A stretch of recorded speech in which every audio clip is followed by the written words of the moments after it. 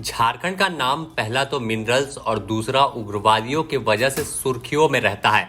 23 साल के झारखंड में कई बड़े अभियान नक्सलियों के खात्मे के लिए चलाए गए। कई बड़ी सफलता भी सुरक्षा बलों को मिली, लेकिन हाल में फिर एक बार माओवादी अपना पैर जमाने की कोशिश कर रहे हैं।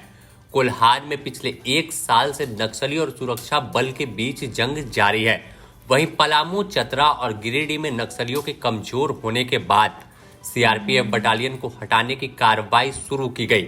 इसकी जानकारी जैसे ही माओवादियों को मिली तो फिर से अपना वर्चस्व कायम करने की तैयारी में लग गए हैं। लंबे समय से शांत पड़े भाकपा माओवादी कई वारदात को अंजाम दे चुके हैं, साथ ही पोस्टरबाजी कर अपनी मौजूदगी दर्ज कराया है। हाल में पिछले महीने पारसनाथ इलाके में माओवादियों ने मधुबन चौक, हरलादी, पालगंज मोड़ पर पोस्टरबाजी कर शहीद सप्ताह मनाने की अपील की। साथ ही संगठन से जुड़ने के लिए भी पोस्टर में लिखा हुआ था। इस इलाके को भी माओवादियों का गढ़ माना जाता था, लेकिन पिछले वर्ष हुई कार्रवाई में पुलिस ने दावा किया कि पारसनाथ अब नक्सल मुक्त हो चुका है। लेकिन पुलिस के दावे के बीच इस तरह की पोस्टरबाजी कर अपनी मौजूदगी दर्ज करा दी है। गिरिडीह अकेला जिला नहीं है। कोल्हान के सोनुआ में भी पोस्टरबाजी कर शहीद सप्ताह मनाने का जिक्र किया गया है। साथ ही संगठन को धार देने के लिए नए युवक और युवतियों को जोड़कर फिर से संगठन को मजबूत करने की बात लिखी है। वहीं कोल्हान में चल रही सीआरपीएफ और झारखंड पुलिस की कार्रवाई पर भी प्रहार किया है। यह पोस्टरबाजी पीपुल्स लिबरेशन गुरिल्ला आर्मी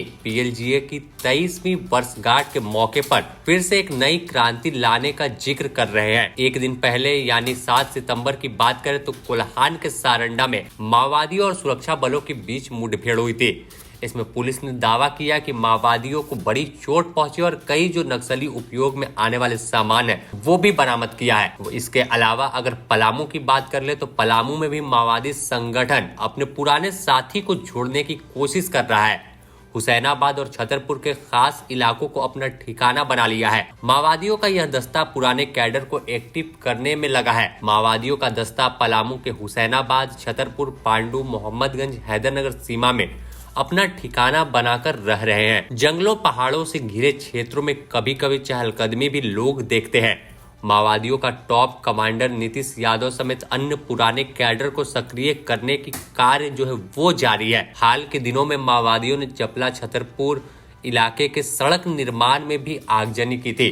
कुछ ही दिन बाद महुडन पंचायत में निर्माणाधीन मोबाइल टावर के कार्य को भी रुकवा दिया। इससे नक्सलियों के सहयोग करने वाले एक व्यक्ति नासो जमालपुर के राजेश भुइया को पुलिस ने गिरफ्तार किया। गिरफ्तार माओवादी ने पलामू पुलिस को कई जानकारी दी, जिसके बाद कई खुलासे हुए। राजेश ने पुलिस को बताया कि नीतीश यादव अपने लोगों को सक्रिय कर रहा है। वह खुद भी कई घटना को अंजाम देने में शामिल रहा है। वह झारखंड बिहार के सीमावर्ती इलाकों को ठिकाना बनाना चाहता है। दरअसल पलामू से सीआरपीएफ की बटालियन हटा दी गई है, जिस कारण माओवादी खुद को मजबूत करने की फिराक में है। सीआरपीएफ के हटने के बाद नक्सल विरोधी अभियान भी धीमा पड़ गया।